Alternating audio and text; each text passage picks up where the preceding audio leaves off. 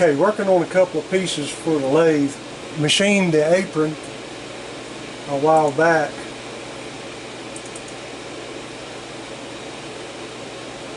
That was this piece here.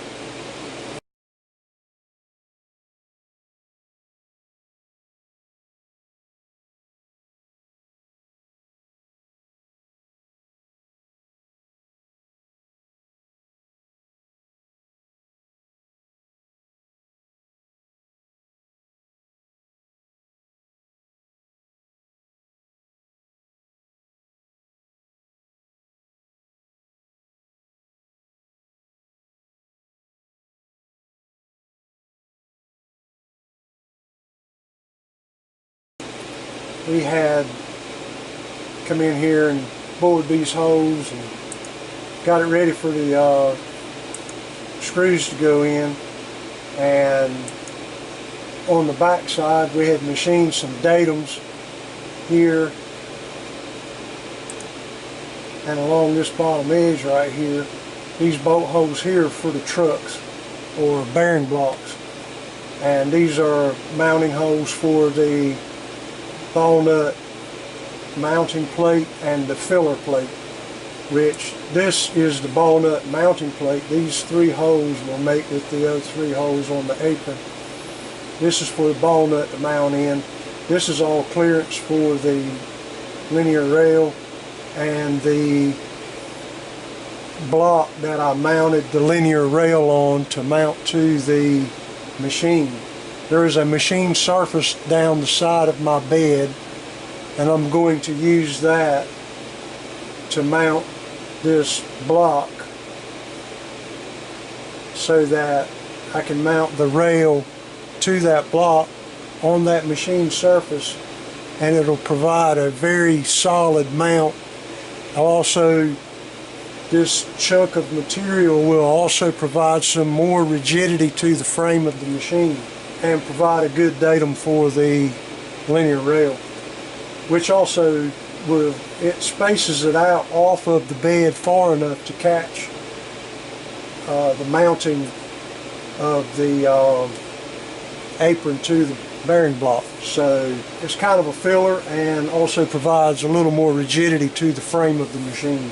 So this is the piece, one of the pieces we're going to be working on. The other piece is the filler plate, which is essentially the same thing. It's just not going to have the ball nut mounting bore. Here is a little smaller. It's just a clearance bore for the lead screw to go through. And once again, it's all the same mounting holes, clearance for the linear rail and the spacer plate for the blocks to take up the space between the bed and the end of the saddle. Okay, so back to the ball nut mounting plate. We're ready to machine that. I have got all the pieces squared up. I just thought I would show you the pieces in fusion. I can show you some of the tool paths. That's drilling. That's going to be our first operation. Is just a clearance hole for the next operation, which is for the boring operation. The next operation is going to be drilling this pattern for the bolts, and then the next operation, which is a 2D adaptive, just to clear out most of the material here. Then I'll be doing a boring operation on this with a boring bar I have set up, boring head I have set up for this particular diameter. And then the second setup will be doing the holes, mounting holes on this one side. The third setup is going to be on this other side to produce this profile for the clearance. And that's just going to be a 3D adaptive. It'll take care of all of this material at one operation, one tool. Then it'll come back, and I got a contour set up to clean up this adaptive. On this profile is lower. It's lower than this profile, so it requires two operations. I have a second contour set up to clean up this surface after the adaptive. and then I have a tray set up to clean up this wall, and the floor. And it'll do that all in 2 passes, 1 pass down this side and 1 pass down that side. It's only taking 5 thousandths of material off of the floor and off of the side. So it should provide a nice enough finish. It's just a clearance for the linear rail. This adaptive is just to improve this surface here, only taking off 10 thousandths. This as well, this will be taking off 5 thousandths here radially and 10 thousandths axially. Not necessarily after a really good finish on this side here, just to clean it up, get rid of the roughness of the adaptive. Okay, so that's pretty much what we're getting ready to do on this one piece. This is going to be our first setup.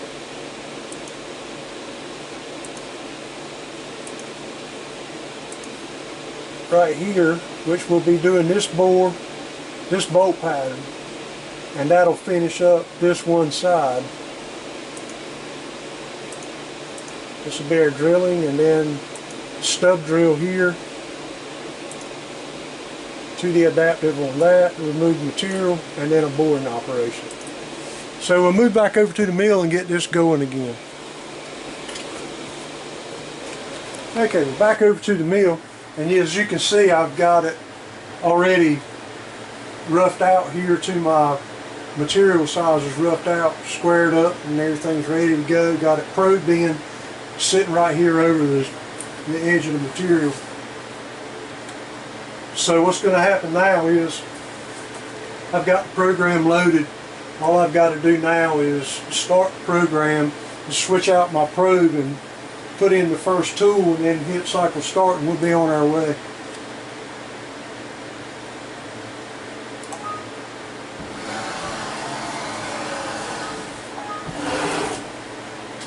So this is about a .344 diameter drill bit.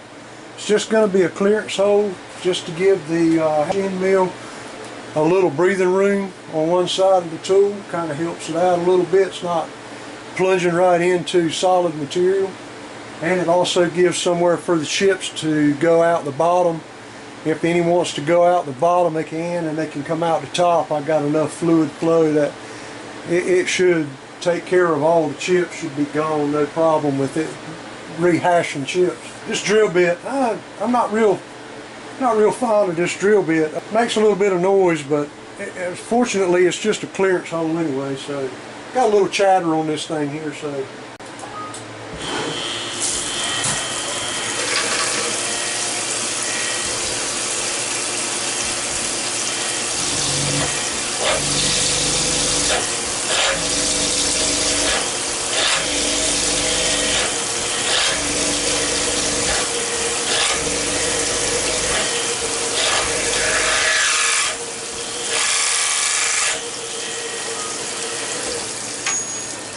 like I say, I'm not real fond of that drill bit.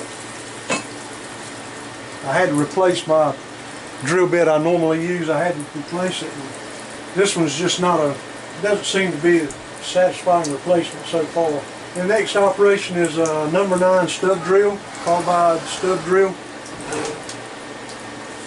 This will be for M6 threads.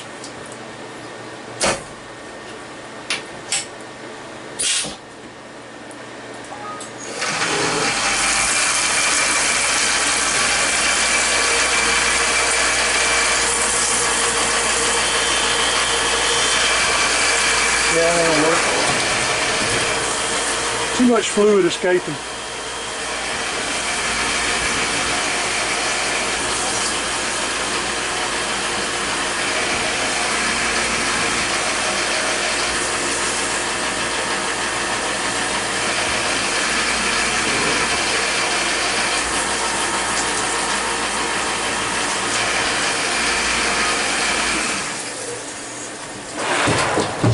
Pretty much short work on the drilling there with the stub drill. I like those things.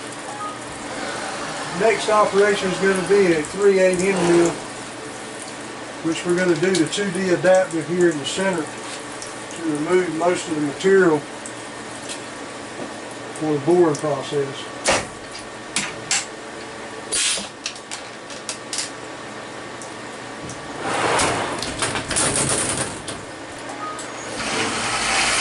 4,000 RPM.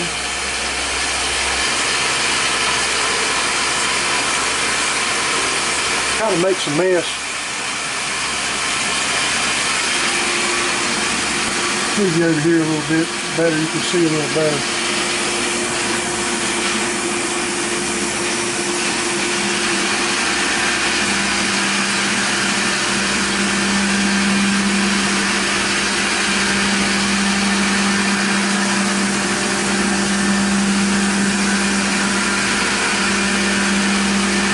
So ramp it in at 10 inches a minute.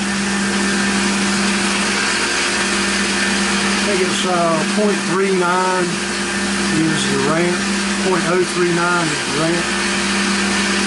So it'll go down 30 thousandths or 40 thousandths per revolution or per circumference.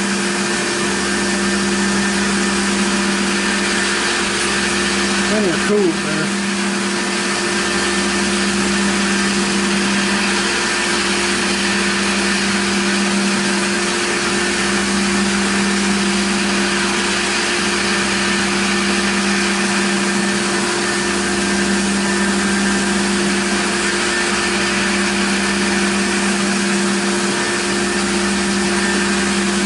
Once it ramps down, ramp down to a ½ inch, we got about 100 thousandths to go. It'll ramp down and then it'll switch into 20 inches per minute. And it's going to be a 50 thousandth step over.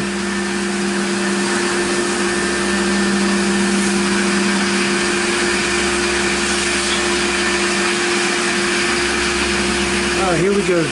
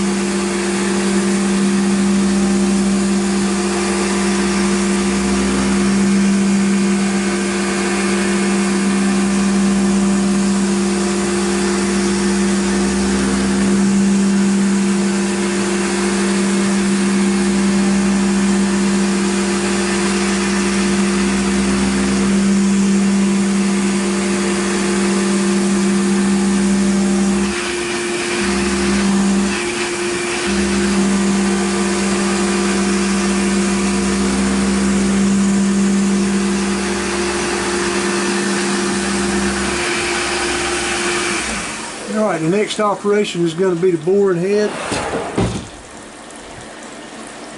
Got that pretty nice finish on that adapter there. Not too bad for an adapter. Alright, we're going to improve on that. Get this ready here.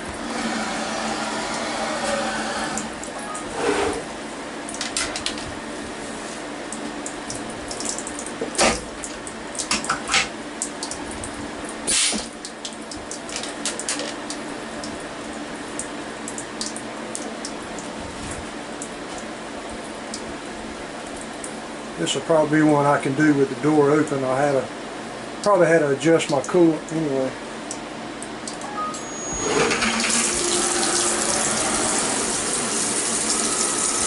Might actually be okay there, just so it touches gets a little bit of coolant in there.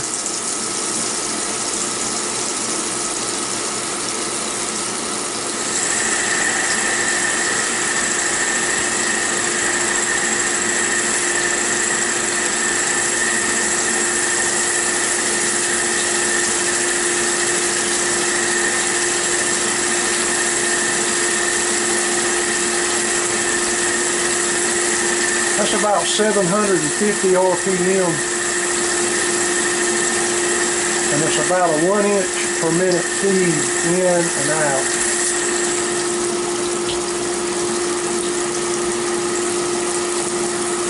Kind of just a little shave off there.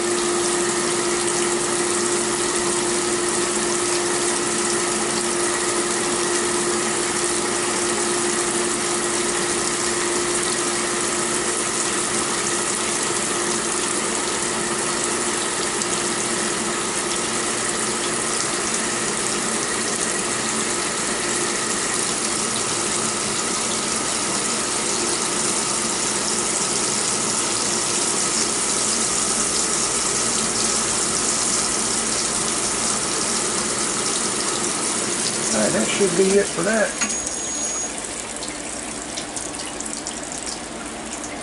Makes for a really smooth finish there on that. Nice finish on the inside there.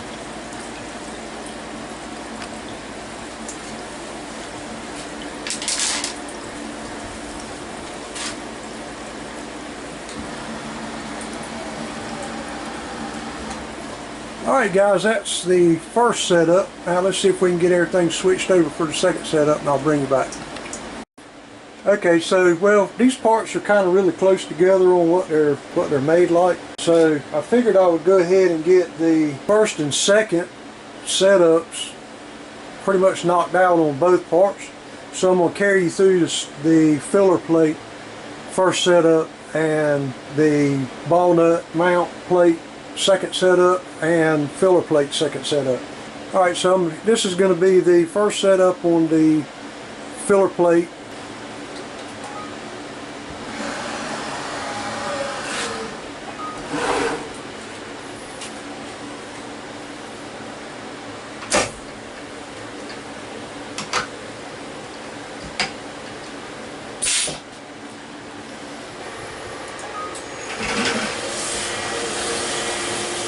Here's this chattery drill bit.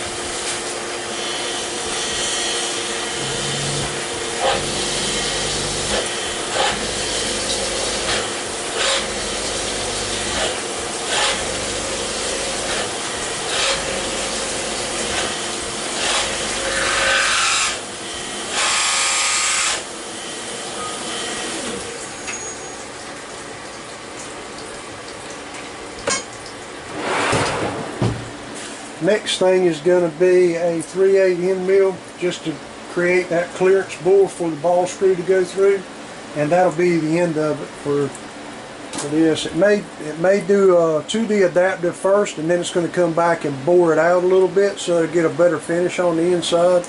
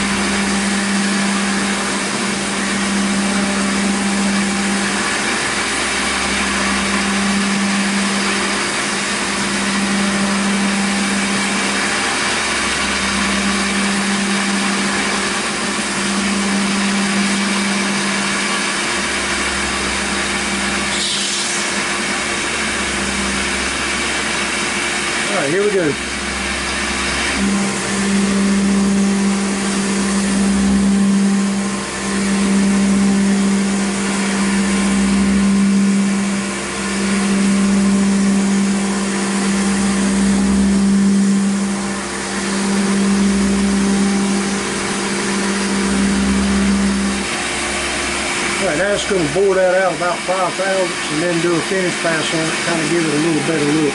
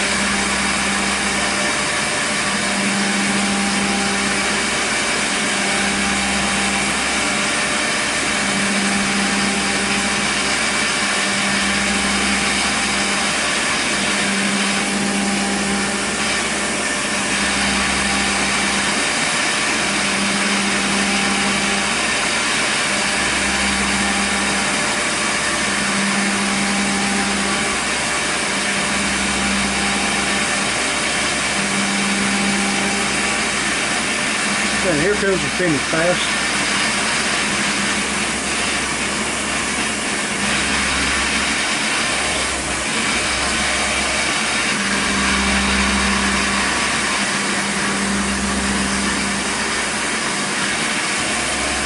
And it'll repeat that.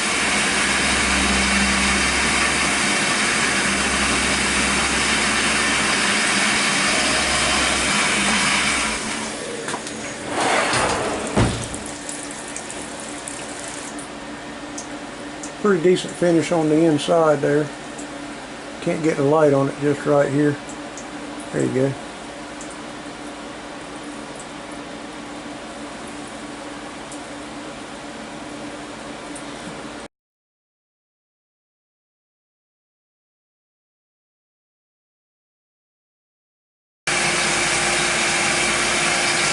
This is going to be a trace on that bottom notch for the linear rail. It'll do a pass on each side of that notch. That was wrong. We'll have to start over on that piece.